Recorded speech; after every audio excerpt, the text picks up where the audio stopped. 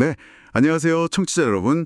오늘 저희는 한국 벤처캐피털, 그 VC 펀딩 시장에 좀 흥미로운 상황 속으로 함께 들어가 보려고 합니다. 네, 안녕하세요. 조선비즈 기사를 바탕으로요, 정부가 이 벤처 시장에 자금을 막 쏟아붓고 있는데도, 왜 현장의 VC들은 오히려 돈 구하기가 더 힘들어졌다고 말하는지 그 속사정을 좀 파헤쳐 보겠습니다. 네, 아주 중요한 지점인 것 같습니다. 자, 그럼 바로 보죠. 정부가 모태펀드 예산을 늘리고 있어요. 추경으로 3천억 원 더 넣고 민간 자금까지 합치면 총 6천억 규모 펀드를 만들겠다 이런 목표잖아요. 네, 목표는 그렇죠. 그런데 VC들은 아우성이에요. 대체 왜 이런 뭐랄까 역설적인 상황이 벌어지는 걸까요? 혹시 그냥 정부 돈 받으려는 VC가 너무 많아져서 그런 건가요? 그 지적도 일리가 있습니다. 이게 본질적으로 보면 제로섬 게임 양상이 나타나고 있거든요. 제로섬 게임이요? 네, 그러니까 민간 출자자 그 LP들 쥐머리 사정은 비슷한데 정부 자금이랑 매칭하려는 VC, 즉 GP들이 확 늘어나니까 경쟁이 너무 치열해진 겁니다. 아, 모태펀드가 최대 60%까지만 출자하잖아요. 그럼 나머지 40%는 VC가 민간에서 알아서 구해와야 하는데 이 민간 자금 구하기가 하늘의 별 따기가 된 거죠. 그렇군요. 정부 돈 받으려면 민간 돈도 있어야 하는데 그 민간 돈 구하기 경쟁이 더 심해졌다. 맞습니다.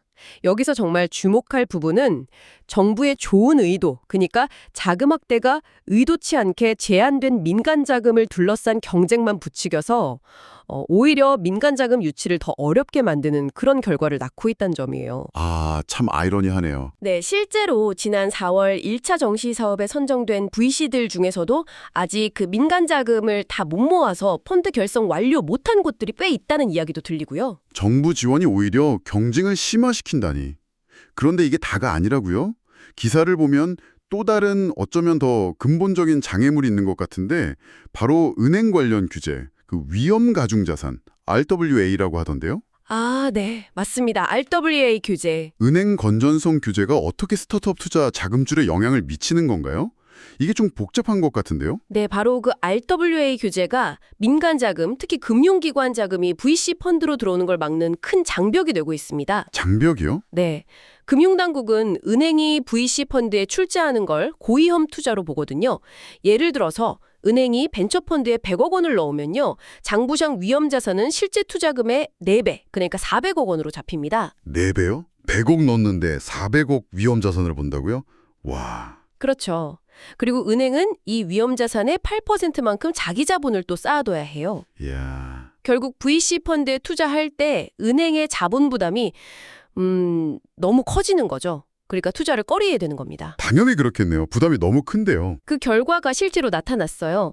지난해 금융기관의 벤처펀드 출자액이 약 2조 8,700억 원 정도였는데 이게 전년보다 무려 31.9%나 줄어든 수치입니다. 와, 30% 넘게요? 엄청난 감소네요. 네. 그러니까 더 큰 그림에서 보면 이 RWA 규제라는 벽이 정부가 아무리 모태펀드 자금을 늘려도 그 효과를 상당 부분 상쇄시키고 있다. 이렇게 볼 수 있는 거죠. 100억 투자에 400억 위험 자산이라니 정말 규제의 영향이 크네요. 근데 이런 파급 효과를 금융당국이 예상 못했을까요? 아니면 알면서도 다른 이유 때문에 감수하는 걸까요? 그 부분은 사실 명확히 알기는 어렵습니다만 결과적으로 VC 업계는 지금 굉장히 힘든 상황에 처해 있습니다. 그렇죠. 민간 자금 유치가 안 되니까 일부 VC들은 관리 보수를 막 깎아주거나 심지어는 운영사 자체 돈, 그 출자금을 마련하려고 대출까지 받는다는 얘기까지 나와요. 소위 고육지책이죠. 아, 정말요? 대출까지 받아서요? 네, 단기적으로는 펀드를 만들어야 하니까 어쩔 수 없을지 몰라도 이게 장기적으로는 시장 질서를 좀 왜곡하고 운용사 자체의 재무 건전성에도 문제가 될 수 있다는 우려가 큽니다.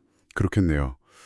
뭔가 좀 불안정한 방식인데요? 그래서 업계에서는 정부가 단순히 GP, 그러니까 운용사 선정 수레를 늘리는 데만 집중할 게 아니라 RWA 규제를 좀 완화한다든지 해서 민간 자금이 좀 들어올 수 있는 길을 먼저 터줬어야 하는 거 아니냐, 이런 목소리가 나오는 겁니다. 아, 순서가 잘못됐다 이런 지적이군요. 네, 정책 수단의 우선순위나 조율이 얼마나 중요한지를 보여주는 대목이라고 할 수 있겠죠. 결국 이런 복합적인 문제들 때문에 실제로 신규 펀드 결성 건수도 눈에 띄게 줄었다고요.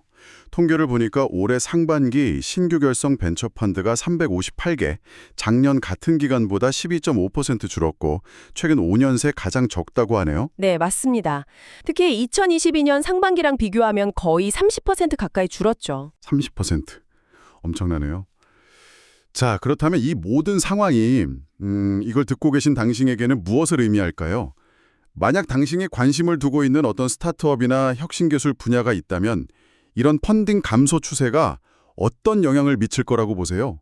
네, 결국 앞서 말씀드린 그 민간 자금 유치 경쟁 심화, 그리고 RWA 규제 장벽, 이런 것들이 다 맞물려서 신규 펀드 결성이 위축되는 결과로 나타나고 있는 건데요. 그렇죠. 이게 단순히 펀드 숫자만 줄어드는 게 문제가 아니고요.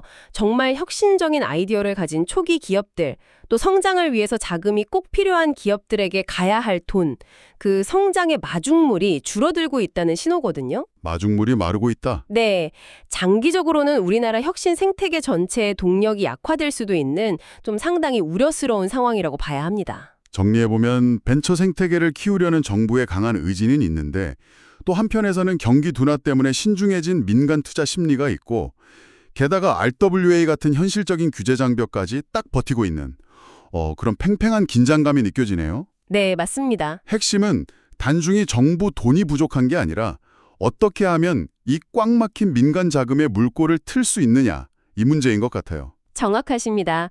그래서 오늘 청취자분들께 마지막으로 한번 생각해 보실 거리를 던져드리고 싶어요. 네, 어떤 건가요? 현재 이런 어려움들을 보면 단순히 공적 자금을 더 넣는 것만으로는 분명 한계가 있어 보입니다. 그렇다면 이 벤처 생태계로 민간 자금이 다시 활발하게 흘러 들어오게 하려면 어떤 좀 혁신적인 금융 기법이라든지 아니면 정책적인 조율이 필요할까요? 정부의 부양책과 실제 민간 시장이 돌아가는 방식, 이 둘 사이의 관계에 대해서 한번 깊이 생각해 보시는 것도 의미가 있을 것 같습니다.